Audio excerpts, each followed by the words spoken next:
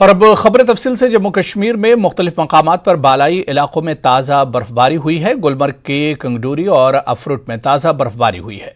दोनों मकामात पर कई इंच बर्फ जमा हुई है। गुलमर्ग में ताज़ा बर्फबारी होना सयाहों के लिए खुशी का मकाम होता है।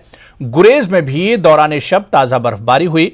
मकामी लोगों के मुताबिक बख्तूर और गुरेज में 2 से लेकर 3 इंच ताज़ा बर्फबारी रिकॉर्ड की गई।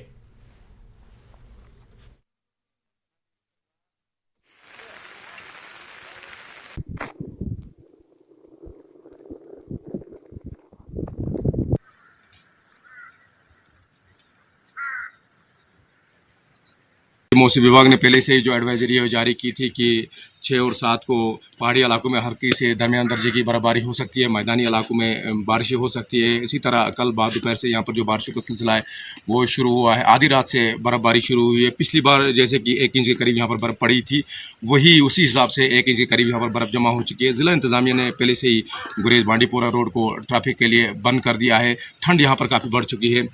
महकमे मौसमियात की पेशनगोई के ऐन मुताबिक आज रात पहाड़ी इलाकों में जमकर बर्फबारी हुई।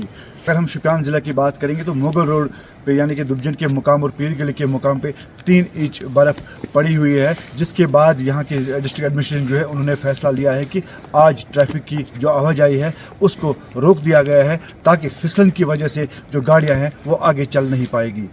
इरशाद मलिक, न्यूज़ 18 नेटवर्क, शुपियान। अपनी पार्टी के सदर सैयद अल्ताफ बुखारी का कहना है कि जरूरत इस बात की है कि मंशियात के खिलाफ मुआशरा उठ खड़ा हो जाए। लालचौक हल्के से आए पार्टी कारकुनों से खिताब करते हुए बुखारी ने कहा कि बंदूकें खामोश होने के बाद ड्रग्स ही हमारे नौजवानों को मार रही है। नौजवानों को जेलों से निकालकर उन्हें राह रास्त पर लाने की जरूरत पर उन्होंने जोर दिया।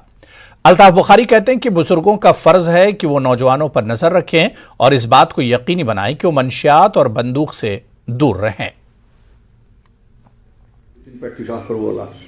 ड्रग्स जहाज कर ड्रग्स खिलाफ सह तरी गो महल सो पन घर सो कर पत कर पन महल सो। बंदूक से अब हम नहीं मारेंगे। क्यों? बंदूक की अहमियत या बंदूक का खसारा हमने देख लिया, लेकिन अगर हम मरेंगे हमारी जो नवबोध है और अगर खराब हो जाएगी, वो खराब इससे हो जाएगी जो ड्रग्स के वबा है। पार्टी की टीम बनेगी जिसमें आप सब लोगों को भी ये काम करना होगा कि जहाँ जहाँ जिसका बच्चा बंद है हम डिटेल्स कलेक्ट करेंगे। यहाँ बंद है, बाहर बंद है, पहले इनके घरों में यहाँ जाएंगे, जेलों में जाएंगे, उसके बाद एक एक का फॉलो करेंगे। मैं नहीं कहूँगा सब कुछ शुरुआत करेंगे, मैं ये नहीं कहूँगा कि उसे सबको पगा सीढ़ी पर नहीं, लेकिन इनको एक नया मौका देना है जिंदा रहने के लिए। हर 15 अगस्त और 26 जनवरी को इनको थानों में नहीं बंद किया जा सकता। किसी ने 2005 में कुछ किया है, उसको आज पकड़ के ले जा रहे हैं। ये सब चीजें। नेशनल कॉन्फ्रेंस के सूबाई सदर नासिर असलमानी ने कहा है कि जब तक जम्मू कश्मीर को 5 अगस्त के फैसले वापस नहीं होंगे तब तक उमर अब्दुल्ला बतौर एहतजाज इलेक्शन में हिस्सा नहीं लेंगे। सज्जाद गनी लोन को 2014 में इलेक्शन में हिस्सा लेते वक्त सोचना चाहिए था कि 1987 में मुफ्ती मोहम्मद सईद कांग्रेस में होम मिनिस्टर थे। लोग अफसरशाही से तंग आ गए। जम्मू कश्मीर के अवाम को कुदरत के रहमो करम पर रखा। उन्होंने कुपवाड़ा में एक वर्कर्स कन्वेंशन से खिताब करते हुए न्यूज़ 18 के नुमाइंदे यहया सुल्तान के साथ खुसूसी बातचीत की। नासिर असलमानी ने कहा कि नेशनल कॉन्फ्रेंस एक तहरीक है। इनके हमरा नेशनल कॉन्फ्रेंस के सीनियर लीडर कैसर जमशेद लोन भी थे। कन्वेंशन में लोगों की एक बड़ी तादाद ने शिरकत की। 1987 की बात करें ना, 87 की बात अगर आप करें तो एक कोलिशन में इलेक्शन लड़ा गया था, उसमें कांग्रेस भी थी और कांग्रेस के सरप्रस्त उस वक्त मुफ्ती मोहम्मद सईद साहब थे। अगर जो उनका जो एलिगेशन है फर्जन अगर उसको तस्लीम भी करते हैं तो कसूरवार मुफ्ती मोहम्मद सईद साहब भी थे, तो उनकी काबिना में वो वज़ीर भी रह चुके हैं। अगर वो उस सारे वाक़े को कसूरवार समझते हैं तो फिर उनका फ़ैसला 2014 में दूसरा होना चाहिए था। उमर अब्दुल्ला ने रिसेंटली कहा कि मैं अब इस इलेक्शन में तब तक हिस्सेदारी नहीं लूँगा या हिस्सेदार नहीं बनूंगा जब तक न हमें स्टेटहुड वापस मिलेगा। उनका फ़ैसला बिल्कुल बजा है कि जब तक हमको वो अपना स्टेट और तमाम जो उसकी ताकत थी उस स्टेट की वो वापस ना मिले तो वो ज़रूर इस मान लीजिए अगर एहतिजाजन ही समझे तो इससे दूर रहेंगे। हमारा ये जो कह रहे थे ना, crown of India Jammu Kashmir को माना जाता था। क्राउन को पहले हिस्सों में तकसीम किया गया, आधा यूटी लद्दाख बनाया गया, फिर जो आधा हिस्सा रहा उसको डाउनग्रेड करके यूनियन टेरिटरी बनाया गया। कोई मिसाल नहीं है 1947 के बाद कि एक स्टेट को डाउनग्रेड करके यूटी बनाया जाए। यूटी से अपग्रेड करके स्टेट में जाते थे, कहीं नीचे नहीं जाते थे। हमको किस बात की सज़ा दी गई हम अभी भी जानने से कासिर हैं। उमर अब्दुल्ला की इस बात को रिसेंटली पीपल्स कांग्रेस के चेयरमैन सज्जाद गनी लोन ने कहा कि उन्हें शायद महफूज जो है सीट नहीं मिल पा रही है, उसी वजह से उन्होंने ये बयान जारी कर दिया है। खैर ना अभी कोई इलेक्शन है, न इस बारे में बहस करना चाहता हूँ। लीडर हमारे जो हैं इतने मकबूल वैसे भी हैं, अगर आप चाहें तो लोगों से भी पूछ लीजिए। इसी ज़िले की मैं अगर बात करूं, यहाँ पे भी दो कॉन्स्टिट्यूंसी से लोग गए थे डेलीगेशन लेके कि उमर साहब आप यहीं आके लड़ी। बाकी ज़िलों की तो बात ही नहीं। आपको लग रहा है कि मौजूद है इलेक्शन का टाइम, सरकार को इलेक्शन कराने चाहिए ताकि अफसरशाही खत्म हो? ये तो लोग खुद ही महसूस कर रहे हैं इसकी मुश्किलात। अफसरशाही नहीं तो क्या है, एक LG, एक आधा एडवाइज़र और बाकी अफसरान। कौन सा अवामी नुमाइंदा है जिसकी कहीं सुनवाई हो? इतना दबाव में हैं लोग कि कोई सुन ही नहीं पा रहा है कि अब हल करना तो दूर की बात, उनकी जो है प्रॉब्लम्स की निशानदेही करने वाला भी कोई नहीं। आगे बढ़ेंगे। रियासी में RSS की तरफ से general Zorawar Singh sports ground से मेन बाजार की तरफ एक रैली निकाली गई। इस दौरान मुस्लिम कम्युनिटी के लोगों ने भाईचारे की मिसाल कायम करते हुए मरकजी बाजार में इन पर फूल बरसाए। वाजरी की rally general Zorawar Singh sports ground से शुरू हुई और मरकजी बाजारों से होती हुई जोरावर सिंह स्पोर्ट्स ग्राउंड पर इख्तिताम पजीर हुई। मैं इनका वेलकम करता हूं जो आज जुलूस लेकर आए हैं। तो हम इनके सब इकट्ठे रहते हैं, सब जितना भी जो भी कोई होता है सारे हम इकट्ठे बनाते हैं, हिंदू हो या मुसलमान हो, हम सारे जन इकट्ठे रहते हैं। हिंदू भाई जो थे उन्होंने एक यहाँ पे जुलूस निकाला, तो अपने रस्म और रिवाज के मुताबिक तो हमारा जब ये मुस्लिम मोहल्ला था, तो जब यहाँ से उनका गुजरना हुआ तो यहाँ हमारे तमाम मुसलमान भाइयों ने ये फैसला किया कि हमारे हिंदू भाइयों का जो जुलूस आ रहा है, हम उनके यहाँ गुलबारी करके उनका वेलकम करेंगे, उन पर फूल निशावर करेंगे और उनका यहाँ स्वागत करेंगे। इसीलिए आपसी भाईचारे की मिसाल को कायम रखने के लिए हमने आज यहाँ पर उन पर गुलबारी की है और यहाँ से उनका यहाँ हमने स्वागत किया, उनका वेलकम किया है। और हमेशा की तरह पहले भी जब भी इस किस्म का कोई जुलूस निकलता है, हमारे हिंदू भाई जब निकालते हैं तो रियासी के मुसलमान जो हैं वो सारे इकट्ठे होकर के उनका यहाँ वेलकम करते हैं, उनका स्वागत करते हैं। कोई भी यहाँ हमारा भाईचारा बड़ा मजबूत है। कोई भी त्यौहार हो, दिन हो या कोई किसी किस्म का कोई प्रोग्राम, चाहे वो मुसलमानों का हो चाहे वो हिंदुओं का हो, हम दोनों कम्युनिटीज जो हैं यहाँ भाईचारे की मिसाल को कायम रखते हुए यहाँ इकट्ठे मिलकर के बनाते हैं। और इसीलिए आज हमने ये उनका स्वागत किया, उनका वेलकम किया। तो ये अच्छा है, रियासी में ऐसा भाईचारा है और ये संघ तो यही चाहता है, यही विचार भी है हमारा कि अपने जो हमारे पूर्वज हैं उनको मानने वाला, इस भारतीय संस्कृति को मानने वाला वो सारा समाज जो है भारतीय समाज है, वो हिंदू समाज है, संघ उसको लेकर चलता है, उसी का संगठन करता है। रही आज के कार्यक्रम की बात, तो आज जो हमारा कार्यक्रम था ये पथ संचलन का कार्यक्रम था जो हर वर्ष होता है, विजयदशमी के आसपास होता है, लेकिन इस बार थोड़ा सा विजयदशमी के आसपास हमारा एक और कार्यक्रम था जिसकी वजह से आज का ये कार्यक्रम थोड़ा सा आगे बढ़ाया गया था। और आज ये जो कार्यक्रम था ये विशेषकर रियासी नगर का ही कार्यक्रम है और इसके साथ रियासी नगर से लगता हुआ चंद्रभागा खंड है, ये उस एक खंड और एक नगर का कार्यक्रम था। और इतनी बड़ी संख्या में पूर्ण गणवेश में स्वयंसेवक आए हैं। और इसी के साथ साथ मैं करण जी आपको बताना चाहता हूं कि आज जो है इसके बाद 3 बजे से हमारा कटरा में भी ऐसा ही एक कार्यक्रम है, जो कटरा नगर और कटरा नगर के साथ लगता हुआ त्रिकुटा खंड है, उनका भी ये इसी प्रकार कार्यक्रम है। हर्षोल्लास कैसा है? मुझे लगा कि शहर में भी काफ़ी अच्छा वातावरण, लोगों को लगा कि एक अच्छा उसी उत्साह के साथ लोगों ने पुष्प वर्षा भी की है जगह जगह पर, और काफ़ी अच्छा। स्वयंसेवकों में तो ऐसा नहीं होता, वो तो अपने एक अनुशासन प्रिय लोग हैं।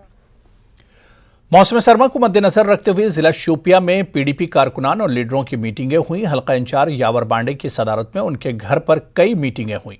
जमीनी सतह पर पार्टी को मजबूत करने के लिए बांडे ने सीनियर कारकुनों से तबादला ख्याल किया। यावर बांडे ने कारकुनों से खिताब करते हुए कहा कि पार्टी को एक ताकत बनाने के लिए इन्हें दूर दराज इलाकों की फिक्र करनी होगी। याद रहे कि हाल ही में शोपियां हल्के की निगरानी और देखभाल का टास्क यावर बांडे को दिया गया है और इंचार्ज के तौर पर उन्हें नामजद किया गया है। बांडे ने इंतजामिया से अपील की कि वो जरूरी अशिया का स्टॉक रख लें, क्योंकि शोपियां में आमतौर पर भारी बर्फबारी होती है। मीटिंग जो थी वो एक यूजुअल मीटिंग थी, हम ब्लॉक वाइज करते ही हैं मीटिंग्स। एक ब्लॉक की मीटिंग की थी। आज जो हमने कारकुन बुलाए थे, अहम कारकुन थे, बड़े बड़े कारकुन जो पुराने कारकुन पार्टी के साथ एसोसिएटेड हैं, उनको आज बुलाया था किया कि क्योंकि विंटर्स आ रहे हैं, बर्फबारी होगी, उसके बाद हम जो एडमिनिस्ट्रेशन से काम लेते हैं, रीच आउट करवाते हैं, रोड क्लियरेंसेस होंगी और जो लोगों को मुश्किलात आने वाले हैं जो आते हैं यूजुअली विंटर्स में, उसमें उनके साथ कनेक्ट रह के एक इफेक्टिव तरीके से उनको हम थ्रू एडमिनिस्ट्रेशन मदद भी कर सकते हैं। उन चीज़ों पे हमने एक्चुअली ये बातचीत की और कुछ और लोग आएंगे आने वाले वक्त में, और मीटिंग्स होंगी। विंटर्स में हम लोगों के पास जाएंगे, रीच आउट करेंगे, उनके इलाकों के जायज़ात लेंगे और कोशिश करेंगे कि जो उनके जो प्रॉब्लम्स हैं उनको हाईलाइट करके एडमिनिस्ट्रेशन। जम्मू कश्मीर में मशरूम की पैदावार में खातिरख्वाह इजाफा दर्ज किया गया है। बेरोजगार नौजवान और खवातीन मशरूम के काश्त के पेशे की तरफ रागिब हो रहे हैं और आज़ादाना तौर से अपनी रोजी कमा रहे हैं। हुकूमत मशरूम के काश्तकारों के लिए सब्सिडी फराहम कर रही है और मुतालिका महकमों की तरफ से टेक्निकल इंटरवेंशन से फायदा हो रहा है। देखिए रिपोर्ट।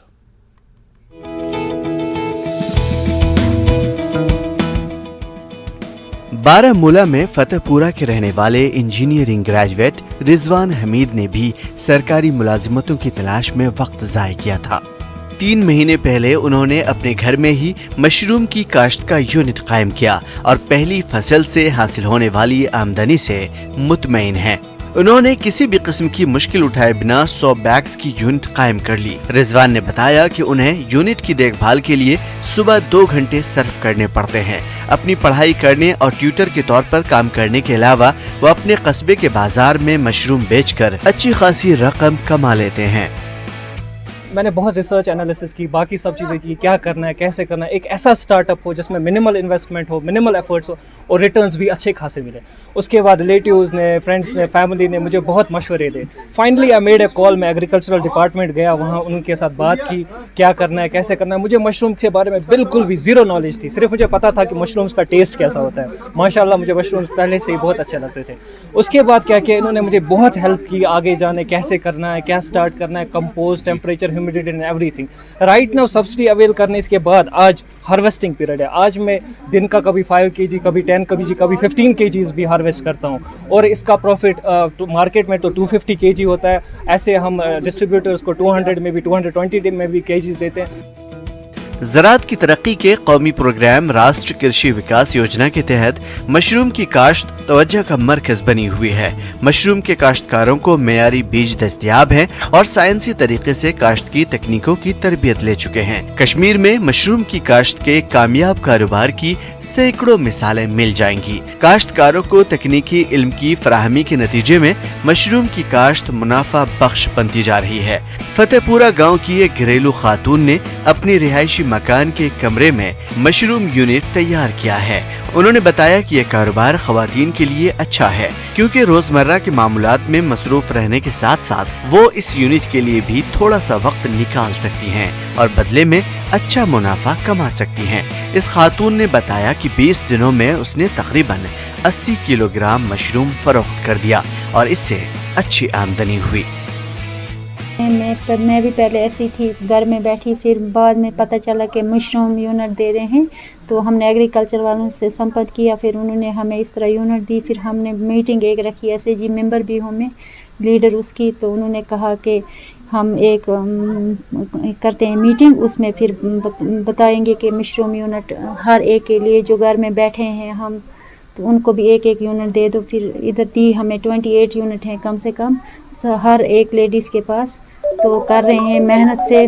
80 डेज़ तक हमें ये हुआ कि उन्होंने दिया हमें ये यूनिट, तो हमने खुद ये की मेहनत करके फिर इसमें डाला बीज। शुक्र अल्लाह का, बहुत फ़ायदा है इसमें। मेहनत भी है तो फ़ायदा भी है इंशाल्लाह। आज तक मैंने 20 दिन में 80 kg हो गया मुझे मशरूम का।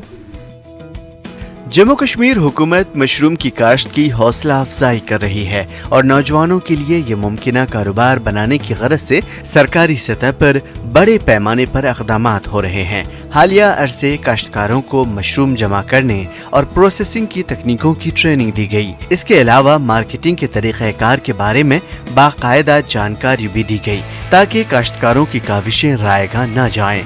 बारामूला के mushroom development officer Gurdeep Singh ने बताया कि उनका महकमा जिले में मशरूम की काश्त के तकरीबन 50 यूनिट कायम करने में कामयाब हुआ है और किसान इस कारोबार की तरफ राग़िब भी हो रहे हैं। बारामूला के फतेहपुरा गांव को मशरूम क्लस्टर मॉडल विलेज करार दिया जा चुका है और महकमे ने लोगों से कहा है कि वो ऐसे यूनिट्स के क़याम के लिए आगे आएं। इस साल हमने ये मशरूम एक्टिविटीज़ के लिए हमने एक जो मशरूम विलेज है, जो क्लस्टर विलेज है, वो हमने बनाया है, जिसका नाम है मशरूम फतेहपुर क्लस्टर विलेज। हाँ जी, ये एक मॉडल विलेज है। इसको हमने मॉडर्न तर्ज पे मशरूम कल्टीवेशन के लिए हमने इसको प्रोजेक्ट किया, चूज़ किया और इस सिलसिले में हमने इस प्रोग्राम को स्टार्ट किया। तो इसमें हमने शुरू में 20 यूनिट्स यहाँ पे हमने फार्मर सेलेक्ट किए और उनको 20 यूनिट्स के लिए फैसिलिटेट किया ताकि वो इस मशरूम कल्टीवेशन के लिए इसको आगे चलाएं। तो ये 20 यूनिट्स जो हमने यहाँ पे सेटअप किए, जिसमें हमने इनको के मोड ऑफ सब्सिडी हमारा 50% था, थ्रू DBT हमने इनको प्रोवाइड की और इन्होंने ये मशरूम यूनिट यहाँ पे लगाए और जिसकी वजह से कि आज हमारे जो 20 यूनिट्स हैं वो सक्सेसफुली रन हुए हैं और हर रोज़ कंटिन्यूस इनकी इस वक्त जो प्रोडक्शन है वो आगे बढ़ रही है और टिल अभी विद इन 20 डेज़ के अंदर अंदर इन्होंने तकरीबन कोई 80 to 90 kgs पर यूनिट के हिसाब से इन्होंने प्रोडक्शन ये की है, बेची है, इस वक्त मार्केट में बेच दी है। तो इनको इसका बेनिफिट हुआ है, मुनाफा हुआ है और अभी ये क्रॉप जो है तकरीबन 1.5 महीना चलेगी क्योंकि ये हमारा जो ये फतेहपुर विलेज है ये मार्केट के पास है। तो इधर मार्केटिंग फैसिलिटी बड़ी इजीली अवेलेबल है इनको और सबसे बड़ी बात है कि चूँकि ये कैश क्रॉप है इसलिए इससे ये ज़्यादा से ज़्यादा बेनिफिट ले सकते हैं। इस तरह के मौक़े उन सैकड़ों ख़वातीन के लिए काफ़ी अहम हैं जो खुद मुख्तार बनकर अपना रोज़गार और नाम कमाना चाहती हैं। औरतें अपनी रोज़ी रोटी कमाने के लिए जम्मू कश्मीर हुकूमत की तरफ से फराहम किए जा रहे दूसरे मौक़े से भी फ़ायदा उठा सकती हैं। एक मशरूम यूनिट प्रोजेक्ट की लागत 30,000 रुपये है और महकमा किसानों को 50% सब्सिडी दे रहा है। न्यूज़ 18 जम्मू कश्मीर के लिए बारामूला से सज्जाद हुसैन की रिपोर्ट।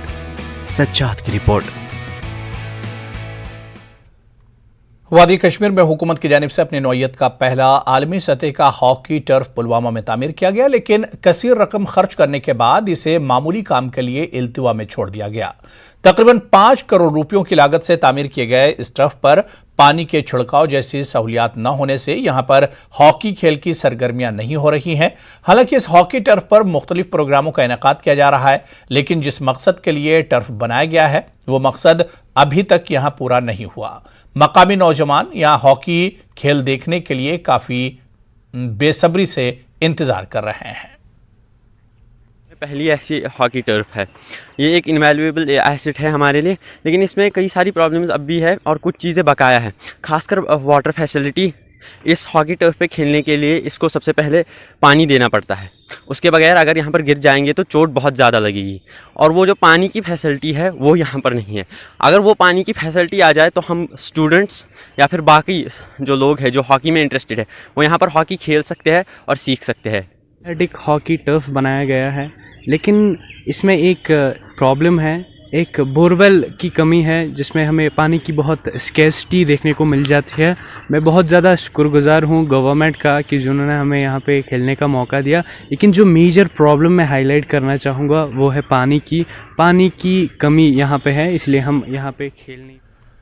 शहीद इम्तियाज ठुकर डिग्री कॉलेज शोपियां के ऑडिटोरियम में नई कौमी तालीमी पॉलिसी पर एक रोज़ा मेगा सेमिनार का इनेकाद किया गया। सेमिनार में सैकड़ों असातिज़ा, लेक्चरार और महकमा तालीम से वाबस्ता दीगर अफराद ने शिरकत की। सेमिनार का इनेकाद महकमा तालीम और भारत फर्स्ट NGO ने किया था, जिसका मकसद नई तालीमी पॉलिसी के तरीक़ेकार को जानना और इसे ज़मीन पर मौसर तरीके से नाफिज करना है। पॉलिसी का सेमिनार है जो भारत फर्स्ट संगठन इन प्लस और जो एजुकेशन डिस्ट्रिक्ट जो आपका है शोपियान है एडमिनिस्ट्रेटिव की तरफ से मिलकर किया जा रहा है। इसका सीधा संदेश है कि जो हमारी एजुकेशन पॉलिसी है वो किस तरह से लागू की जाए और क्या प्रॉब्लम आ रही है हमारे लोगों में। और बड़ी बात है कि साउथ कश्मीर, मैं बोल सकता हूँ अनंतनाग, शोपियान, ये जितने भी ज़िले हैं जहाँ पर हमारे जो संगठन के लोग हैं बड़ा कम आते थे, उनको कैसे जहाँ तक पहुँचाया जाए, ये वो व्यवस्था भी है। और लोगों का आपसी प्रेम कैसे बढ़े, उसके बाद बच्चों से मिलजोल, अध्यापकों से मिलजोल, जो हमारा सीधा एक कंसर्न रहेगा प्रशासन के अलावा भी। नहीं तो हम सिर्फ प्रशासन पे डिपेंड थे, जहाँ भी आना तो किसी प्रशासन अधिकारी को बोलना पड़ता हमें उनसे मिलना है। हम चाहते हैं कि हम डायरेक्ट संवाद करें बच्चों से भी, और जो अध्यापक हैं, लेक्चरर, प्रिंसिपल, सबसे एक मिलने का जो तरीका अपनाया हमने वो ये था। जो जहाँ से हमें बताया जाएगा वो हाई अथॉरिटी जैसे एलजी साहब, उनके ऊपर दिल्ली में भी बात करनी होगी, हमारे संगठन के माध्यम से वो बात रखी जाएगी और वो भी उसको नहीं बने।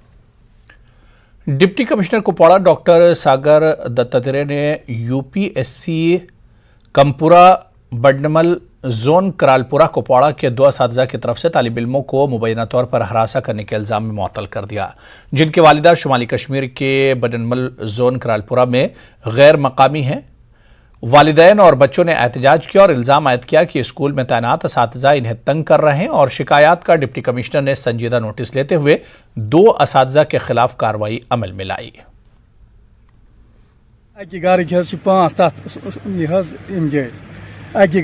स्कूल त्रोमुत गवर्नमेंटस सह दपान मे गवर्नमेंटस कि मे हसा पन्निस लागत पे वो यह स्कूल होर पोस खेमुत तो सह मेन बच्चन सजानावान तम मास्टर तथ पो न मख लड़के यह शौकत साहबन तम मोर मोन लड़के देख कल ओड़नस तो यह सोचन खोरने ओड़ी दोन मोल बस मास्टर साइड कह कर पन हाजिरी अंदर तो पत दोस नान तुम कचन गुपनन दोस पन कार कर किताब ने उठा फेंकता है, बच्चे को पिटाई करता है, बोलता है यहाँ से भागो। वो देखिए हमको बराबर ₹2 किराने में बिहार जाना आपस, उसको मास्टर को बच्चा खुदा हवाल है। बनाने की प्रोग्राम सना कर असल पे क्लास तुम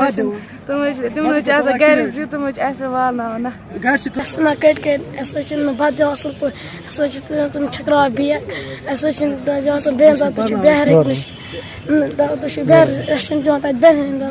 चलो। वादी कश्मीर के बालाई इलाकों में ताज़ा बर्फबारी के बाद सर्दी में इजाफे के साथ ही कश्मीर के मुनफरिद मटन पकवान और हरीसा की मांग बढ़ गई है। हरीसा बनाने वाली दुकानों पर सुबह से ही ग्राहकों का जबरदस्त रश देखने को मिल रहा है। कुछ खास मसालों के साथ तैयार होने वाले हरीसा को कश्मीर में एंटी कोल्ड टूल समझा जाता है। देखिए परवेज भट्ट की यह खास रिपोर्ट।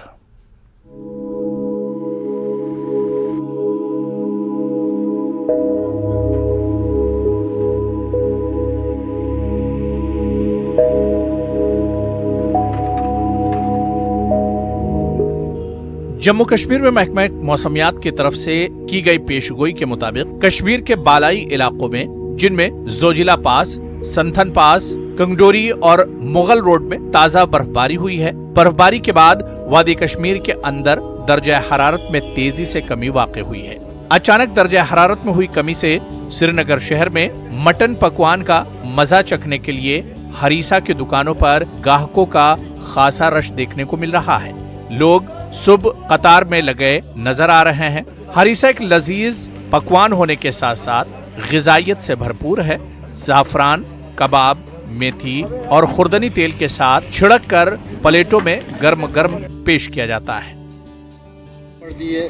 गोश्त है या मसाले जो स्पाइसेस हैं वो सभी गर्म पड़ते हैं, इसलिए इसकी वजह से वो इंसान में जो हीट है, गर्मी रहती है और गर्मी के लिए लोग खाते हैं इसको। हरीसा ताज़ा हड्डियों के ताज़ा गोश्त, गंदुम, मूंग की दाल, चावल और मुख्तलिफ किस्म के मसालों से तैयार किया जाता है।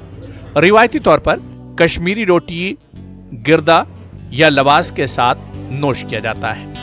मनफी दर्जा हरारत या सरतरीन मौसम में ये पेचीदा तरीके से तैयार करदा पकवान बेहतरीन ग़िज़ा साबित होती है। मौसम सरमा के नाश्ते के नाम से मशहूर हरीसा पहले सिर्फ शहर के बाज हिस्सों तक ही महदूद था, लेकिन अब ये लजीज पकवान श्रीनगर के दीगर हिस्सों में भी दस्तयाब है। यहाँ कश्मीर में खास तौर पर आज जो है नवंबर, दिसंबर और जनवरी, ये 2-3 महीने जो सर्दियों के होते हैं, इसमें इसको ज़्यादा प्रेफर किया जाता है। किसकी वजह से? क्योंकि इसमें जो भी चीज़ें पड़ती है वो थोड़ी गर्म चीज़ें पड़ती हैं। वाजवान और हरीसा की रिवायत फारस से कश्मीर पहुंची और सदियों से कश्मीर से आरास्ता है। पहले ये सिर्फ सुबह के औकात में दस्तयाब हुआ करता था, लेकिन मौसम में तब्दीली और वक्त से पहले दर्जा हरारत में कमी ने हरीसा जैसे पकवान को काफी फरोग दिया है। अब ये पकवान शहर में आप दिन भर कहीं भी खा सकते हैं। लोग दुनिया के मुख्तलिफ हिस्सों में इसे अपने प्यारों के लिए बतौर यादगार ले जाते हैं। दिल्ली से श्रीनगर आया हूँ और मैं अपने घर भी नहीं गया, डायरेक्ट मैं इधर मायसूमा श्रीनगर हरिसा वाले के पास आया हूँ। तो मैंने पहले हरिसा खाया जो कि कुजीन है, ठीक है। तो इसमें ऐसे इंग्रेडिएंट्स यूज़ किए जाते हैं जो आपको ठंड से बचाते हैं। तो एक स्पेसिफिक फूड है जो विंटर्स में खाया जाता है, बहुत ही बेहतरीन चीज़ है। शुक्र खुदा का, यहाँ बहुत अच्छा काम है। यहाँ कश्मीरी के नहीं, बाहर के जो टूरिस्ट आते हैं वो भी यहाँ खाते हैं और साथ भी ले जाते हैं। और बाहर मुल्क उनसे भी जो यहाँ के कश्मीरी हैं जिन्होंने खाया है वो भी यहाँ से मंगवाते हैं कि हमें भेजिए। मौसम सरमा के इस पकवान की मांग में चिल्ले कलान के आगाज के साथ मजीद इजाफा होगा जब दर्जा हरारत मनफी तक गिर जाएगा और वादी में हर चीज जम जाएगी। इस तरह के पकवान लोगों को सख्त सर्दी से लड़ने और जिस्म को गर्म रखने में मदद देते हैं। न्यूज़ 18 के लिए परवेज भट्ट की रिपोर्ट। डेमोक्रेटिक गरीब पार्टी लीडरों ने कहा है कि वो आइंदा इंतखाबात में सभी सीटों पर चुनाव लड़ेंगे। तरजीह आम और गरीब उम्मीदवारों को दी जाएगी। पार्टी का वर्कर्स कन्वेंशन आज कुलगाम में मुनक्किद हुआ, जिसमें कौमी सदर बशीर अहमद गनाई ने शिरकत की। रियासत के मुख्तलिफ अजला से आए हुए मर्द और खवातीन वर्करों ने कन्वेंशन में हिस्सा लिया। इस मौके पर यहाँ कौमी और रियासती लीडरशिप भी मौजूद थी, जिन्होंने वर्करों पर जोर दिया कि वो पार्टी को मजबूत बनाएं। 90 सीटों पर इलेक्शन जम्मू कश्मीर से लड़वाएंगे और 90 के 90 80 या 90 कैंडिडेट होंगे, वो गरीब घरानों से होंगे, अमीरों का कोई जरूरत नहीं है।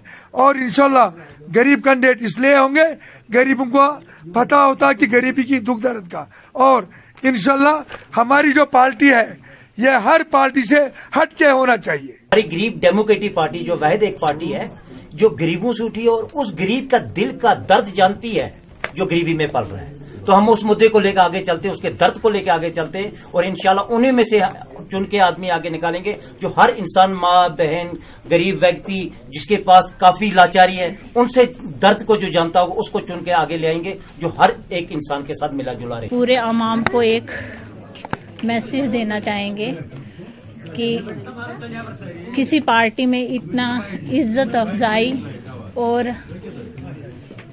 काम करने का तजुर्बा किसी पार्टी ने नहीं दिया। खाली नाम देते हैं, इज्जत और काम नहीं देते।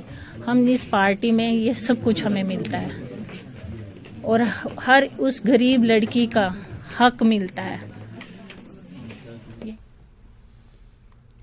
जिला बांडीपुरा के सुंबुल टाउन में एक तारीखी मंदिर वाक़ है जिसे महाराज नंद किशोर मंदिर कहा जाता है। ये मंदिर यहाँ दरियाए जहलम के किनारे पर और चिनारों के साए तले वाक़ है।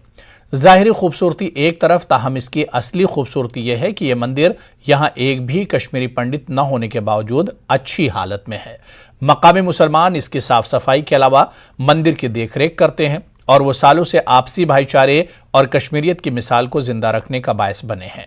मकामी मुसलमानों की ख्वाहिश है कि महाराज नंदकिशोर के नाम पर एक पार्क भी इस मंदिर के जमीन पर तामीर किया जाए ताकि इस मंदिर को देखने के लिए तमाम लोग आएं और इस तरह से मजहबी मुनाफरत के इस दौर में यहां से मुल्क भर के लिए आपसी भाईचारे का पैगाम पहुंचे। जो भाईचारा हमारा ये कंटिन्यू यहाँ पे कायम है और कायम रहेगा भी। कि जहाँ तक इस मंदिर की बात है, काफी पुराना एक मंदिर है यहाँ पे और काफी इस मंदिर की जानकारी, इसको हम नंद किशोर मंदिर के नाम से हम यहाँ पे जाना जाता है ये मंदिर। और इस मंदिर को हमने कंटिन्यू पिछले 6-7 सालों से हमने कंटिन्यू इस मंदिर की हमने सफाई करवाई और इसके साथ साथ इस मंदिर को हमने सजाया भी। सजाया कैसे? इस मंदिर को हमने टाइल लगाए। इस मंदिर की जो एक लैंड काफी बड़ी लैंड है, तो हमने तकरीबन 2-3 बार इसके डीपीआर बनाए, जिस डीपीआर में नामनकल्चर उस पर लिखा है नंद किशोर पार्क। अगर हम सही तरह से जाना जाएगा तो हर कोई मजहब बिल्कुल ठीक मजहब है, ठीक मजहब है, बिल्कुल बिल्कुल। हाँ, इसलिए हमें चाहिए कि आप आपस में इत्तेहाद से रहना चाहे और तफरका मत डाले आपस में। ये बहुत ज़रूरी है आज के दौर में, जो भाईचारा हमारा है ये रहना चाहिए। ये बहुत ज़रूरी है। हर टाइम कश्मीरी ने यहाँ पर भाईचारा कायम रखा है, यही मैसेज आती है हर टाइम। इस साल जम्मू कश्मीर में रिकॉर्ड सयाह पहुंचे, जिसकी वजह से जम्मू कश्मीर एक बार फिर रौनक नजर आ रही है। कुछ लोग ऐसे हैं जो जम्मू में एक बाइकर ग्रुप से वाबस्ता है और मुख्तलिफ सियाती मकामात तलाश करने का काम करते हैं। सुनील सिंह और इनका बाइकर ग्रुप कई सालों से अपनी मोटरसाइकिल पर सवार होकर जम्मू कश्मीर और हिमाचल के कई ऐसे नाकाबिल रसाई इलाकों तक पहुंचते हैं जो अपनी खूबसूरती के बावजूद अभी तक सयाहत के नक्शे पर दर्ज नहीं हुए हैं। इन लोगों का मकसद इन इलाकों तक पहुंचना है जहां खूबसूरती तो है, लेकिन मुनासिब रोड कनेक्टिविटी न होने की वजह से वो मकामात अभी तक सयाहों की नजरों से दूर हैं। चाहते हैं कि जम्मू में जितनी भी अनएक्सप्लोर्ड जगह है वो सभी को एक्सप्लोर करें। जैसे कि अभी मैंने पूरा जम्मू कश्मीर, लेह लद्दाख, उसके बाद जैसे जैसे जम्मू खत्म हो रहा है, क्योंकि लोगों को पता लगे कि हमारे जम्मू में है क्या। यहाँ से लोग कभी कहीं भाग जाते हैं, कभी कहीं भाग जाते हैं, पर हम ये दिखाते हैं कि हमारे जम्मू में आइए, जम्मू में बहुत कुछ है देखने के लिए। सभी को दिखाते हैं कि प्लीज़ आप यहाँ पर आइए और इस जगह पर आइए और घूमिए, बस यही दिखाना चाहते हैं हम ज़्यादा। लास्ट 39 ईयर्स से राइडिंग कर रहा हूँ। 39 ईयर्स से आप कर रहे हैं, तो ये जुनून कहाँ से आया आपके राइडिंग करनी है? ये सर बचपन से ही, पहले तो ये राइड तो अब आजकल ट्रेंड आया, ये 14, 15 या 2010 के बाद ये ट्रेंड आया, मगर पहले अगर हम ऐसे इस टाइप में बाइक पे घूमते थे तो लोगों के कमेंट्स हमारे लिए नेगेटिव ही होते थे, मगर ये मीडिया के कारण ये एक बहुत अच्छी बात है कि अब इसको पॉजिटिव वे से देखा जा रहा है। स्टंट करना अलग चीज़ है, ये कुछ लोगों के कारण ये चीज़ मतलब हुआ है कि स्टंट करते हैं, जिनके थोड़े बड़े बाइक है वो स्टंट कर रहे हैं, ये कर रहे हैं, वो कर। राइडिंग होता है बेसिकली घूमना, हमें ट्रैवल करना पसंद है, दूर जाना, ये होता है राइडिंग, ना कि स्टंट करना। पहले देखा आपने, इनकी एक अपनी टीम है जो चाहती है कि लोगों को उन जगहों का पता चले जहां आज तक कोई गया नहीं है, जिससे जम्मू कश्मीर के और ख़ासकर हिमाचल के भी जो जितने भी टूरिस्ट डेस्टिनेशन हैं उनका दुनिया के सामने आ सकें और वहां पे लोग पहुंचें, अपनी फैमिली के साथ एंजॉय करें। इस मकसद के साथ ये अपनी टीम के साथ निकले हैं। कैमरामैन आशु के साथ राजेंद्र वैद, न्यूज़ 18 जम्मू। आगे बढ़ेंगे। DIPR जम्मू कश्मीर की तरफ से कई तरह की नई पहल की गई हैं, जिससे नई नस्ल के लिए नए आइडियाज लाने, तखय्युल की उड़ान ऊंची करने और हिकमत के गुर सीखने के लामहदूद मौके पैदा हो चुके हैं। इस सिलसिले में हाल ही में लेफ्टिनेंट गवर्नर मनोज सिन्हा ने इंस्पायर जेन ज़ी कंटेम्परेरी डिजिटल शो का आगाज किया था। Department of information and public relations J&K ने नौजवान नस्ल को मशगूल करने, इन्हें तफरीह फराहम करने के साथ नौजवानों की हौसला अफजाई के लिए यह पहल की है। हमारे नुमाइंदा फजा जैनब ने प्रोग्राम के शुरका से बात करके उनके शानदार तजुर्बात मालूम किए। देखिए।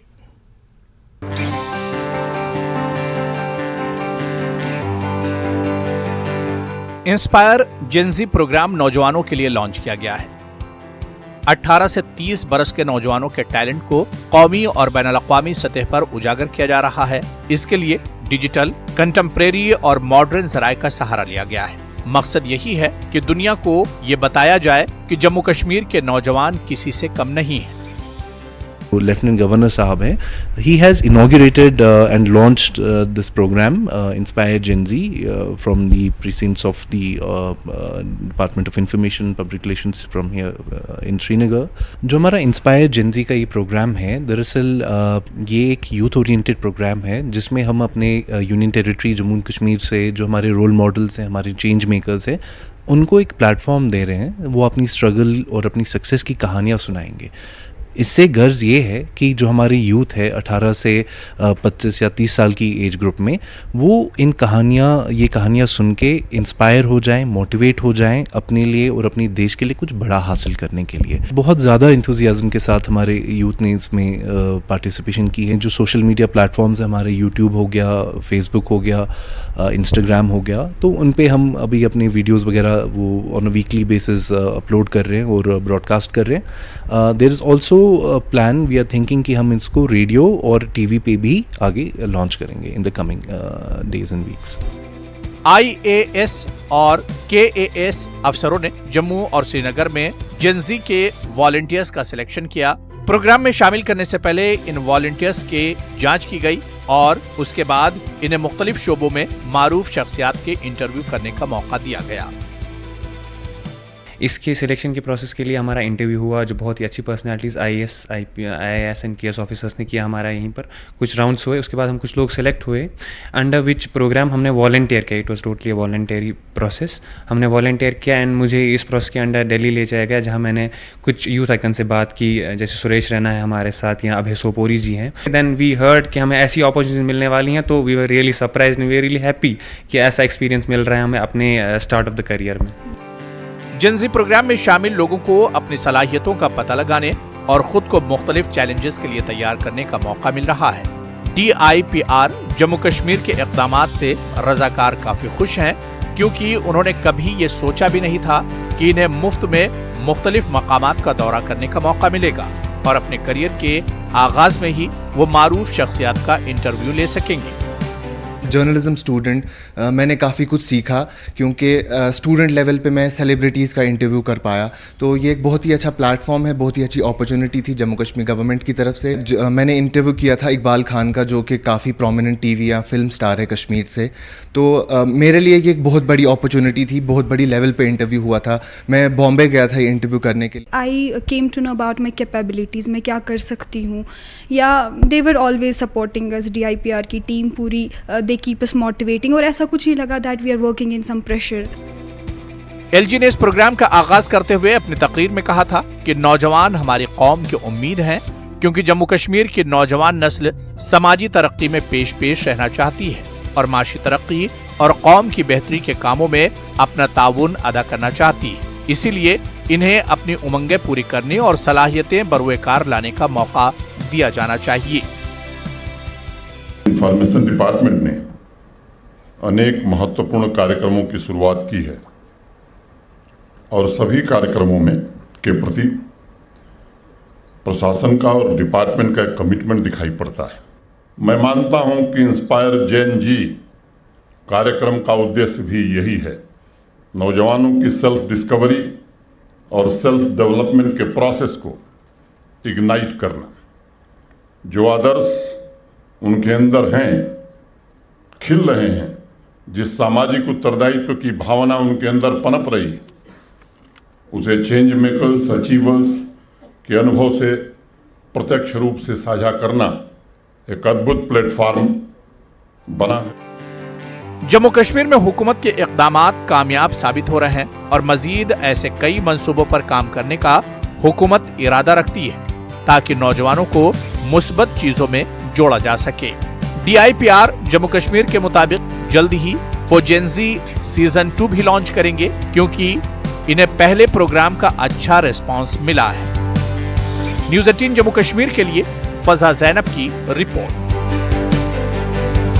कश्मीर ज़राई यूनिवर्सिटी के ज़ाफ़रान रिसर्च सेंटर पामपोर ने नई टेक्नोलॉजी को मुतारिफ किया है। इस टेक्नोलॉजी के साथ ज़ाफ़रान को इंडोर में उगाया जा रहा है। इस टेक्नोलॉजी से ज़ाफ़रान की सनत को बढ़ावा मिलेगा।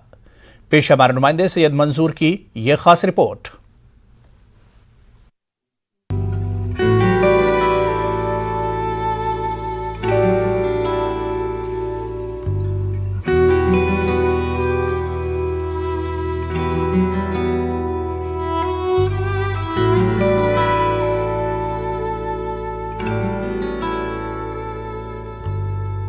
जनूबी कश्मीर का कस्बा पामपोर दुनिया भर में ज़ाफ़रान के लिए जाना जाता है, मशहूर है। ताहम पिछले कई सालों से फिजाई आलूदगी की वजह से ज़ाफ़रान की पैदावार में कमी दर्ज की गई है, लेकिन ज़ाफ़रान की सनत को जिंदा रखने और उसको वुसअत देने के लिए शेर कश्मीर ज़राई यूनिवर्सिटी ने इंडोर ज़ाफ़रान को मुतारिफ किया है और ये टेक्नोलॉजी काफी कामयाब भी रही है। इस साल 6 किसानों ने इंडोर ज़ाफ़रान उगाया, जिससे उन्हें काफी फायदा हासिल हुआ। टेक्नोलॉजी इंडोर ज़ाफ़रान ये कास्ट से हमें मिली है, वो 3 साल से हम कर रहे हैं। ये एक फ़ायदेमंद टेक्नोलॉजी है। इसको तकरीबन 3 महीने हमें, जब अगस्त में या सितंबर में हम सीड निकालेंगे कारम, तो ये रखना पड़ता है कमरे में, डार्क कमरे में रखते हैं। फिर 3 महीने के बाद इसका क्रॉप आता है। 3 महीने के बाद क्रॉप उठाने के बाद फिर हम इसको सोइंग करते हैं या ज़मीन में डालते हैं, लेकिन थोड़ी सी ज़मीन में। अगर काफ़ी मकदार में बीज भी होगा, थोड़ी ज़मीन में हम डालेंगे, 1 मरला या 2 मरला में। 5 कुंटल 4 कुंटल बीज हम डाल सकते हैं 1 मरला ज़मीन या 2 मरला ज़मीन में। तो ये एक बहुत अच्छी टेक्नोलॉजी है। ख़ासकर ये जो नया अभी इन्वायरमेंट का मसला है उससे बेहतर है ये कि इसमें कुछ इन्वायरमेंट का असर नहीं है, ये अंदर कमरे में होते हैं। इस नई टेक्नोलॉजी की वजह से अब हर कोई अपने घर के अंदर ज़ाफ़रान उगा सकता है। इसमें सिर्फ 2 मरले की जमीन की जरूरत है और इस पर किसी मौसम का कोई खतरा भी नहीं रहता। किसानों का कहना यही है कि इस नई टेक्नोलॉजी की वजह से उन्हें ज़ाफ़रान की सनत में काफी फायदा मिला है। 1 सितंबर से ये रखना पड़ता है अंदर डार्क कमरे में। टेम्परेचर तकरीबन 20 से 25 डिग्री होना चाहिए इसको। बस फिर 3 महीने के बाद अक्टूबर में इसको क्रॉप आता है। 20 अक्टूबर के बाद इसका क्रॉप आता है। 2-3 बार हम इसका क्रॉप उठाकर फिर डालते हैं ये ज़मीन में। अभी हम नया एक तजुर्बा भी कर रहे हैं कि ये ज़मीन में नहीं डालना पड़ेगा, ऐसे ही ट्रायू में हम मिट्टी डालेंगे। अब अभी मिट्टी के बगैर होता है आज तक ये, अभी हम मिट्टी डालेंगे ट्रायू में और ऐसा ही वर्टिकल हिसाब में रखेंगे कि बाहर इसको मतलब ज़मीन की ज़रूरत भी नहीं पड़ती है। हमारा मकसद ये है कि इस सनत को फ़रोग मिले, इस सनत के साथ वाबस्ता रहे, ये जो क्रॉप इसका क्रॉप बढ़ना चाहिए दिन ब दिन, इसीलिए यही हमारी कोशिश है। ज़ाफ़रान रिसर्च सेंटर के साइंसदान डॉक्टर बशीर अहमद इलाही का कहना है कि अब ये नई टेक्नोलॉजी मजीद किसानों तक पहुंचाई जा रही है ताकि ज़ाफ़रान की सनत को ज्यादा से ज्यादा बढ़ावा मिले। उन्होंने कहा कि जो भी किसान इस टेक्नोलॉजी को अपनाना चाहता है वो रिसर्च सेंटर के साथ बआसानी राब्ता कर सकते हैं। भाइयों के लिए जो हमारे मोतदिल आब हवा में रहते हैं कश्मीर में, तो वो सैफरान जो इंडोर है आराम से अपने घरों में उगा सकते हैं। उनके लिए करना क्या है कि जून के आखिर में उनको सैफरान कार्म्स प्रोक्योर करने हैं। उनको 3 चीज़ों का ख्याल रखना है। एक तो टेम्परेचर जो मुनासिब होना चाहिए, जो हर वक्त हर हफ्ते उनको मेंटेन करना है। उसके साथ साथ उसमें नमी का ख्याल रखना है। इसके अलावा हमें एक डार्क पीरियड इसमें जो ज़रूरत है, जो लगभग हमें 90 से 100 दिन का ज़रूरी है। सरकार किसानों के लिए नई स्कीमें लगातार मुतारिफ करवा रही है और किसानों को भी इन स्कीमों से फायदा जरूर उठाना चाहिए। न्यूज़ 18 जम्मू कश्मीर के लिए पामपोर से सैयद मंजूर की रिपोर्ट। श्रीनगर खनियार के इलाके मिस्कीन बाग में मेगा लीगल सर्विसेज कैंप का एहतमाम किया गया था, जिसमें मुख्तलिफ शोबा-ए-जात के स्टॉल लगाकर मुंतखब किए गए इस्तेफादा कुनंदगान को फवायद पहुंचाए गए। डिस्ट्रिक्ट लीगल सर्विसेज अथॉरिटी ने जिलाई इंतजामिया के साथ मिलकर यह नज़्म किया था। इस तकरीब का इफ्तिताह चीफ जुडिशियल मजिस्ट्रेट नूर मोहम्मद ने किया था। दस्तकारी, ज़राअत, बागबानी के साथ साथ दीगर महकमों के ओहदेदारों के अलावा लीगल सर्विसेज अथॉरिटी के जिम्मेदार भी यहाँ शरीक रहे। अथॉरिटी और डिस्ट्रिक्ट एडमिनिस्ट्रेशन के कोलैबोरेशन से हमने ये यहाँ पे एक लीगल आउटरीच प्रोग्राम किया है, एक लीगल सर्विसेज कैंप ऑर्गेनाइज किया है। ये कैंप आज के दिन पैन इंडिया ऑर्गेनाइज किया गया है ऑनरेबल सुप्रीम कोर्ट और ऑनरेबल हाई कोर्ट के डायरेक्शंस पे। इस कैंप में हमने डिस्ट्रिक्ट बहुत सारी डिपार्टमेंट्स को मदऊ किया था, जिनके साथ कोऑर्डिनेशन करके हमने कुछ बेनिफिशरीज़ को आइडेंटिफाई करवाया था और उन बेनिफिशरीज़ को आज मौके पे ही बेनिफिट्स जैसे डिपार्टमेंट ऑफ एग्रीकल्चर है, डिपार्टमेंट ऑफ हैंडीक्राफ्ट्स है, डिपार्टमेंट ऑफ ICDS है, डिपार्टमेंट ऑफ हॉर्टिकल्चर है और सोशल वेलफेयर है, इनके कुछ आइडेंटिफाइड जो बेनिफिशरीज़ है, उनके जो रजिस्टर्ड बेनिफिशरीज़ जो बेनिफिशरीज़ रजिस्टर हो गए उनको बेनिफिट्स किसी को हमने यहाँ पे रजिस्ट्रेशन कार्ड्स दिए, जैसे सोशल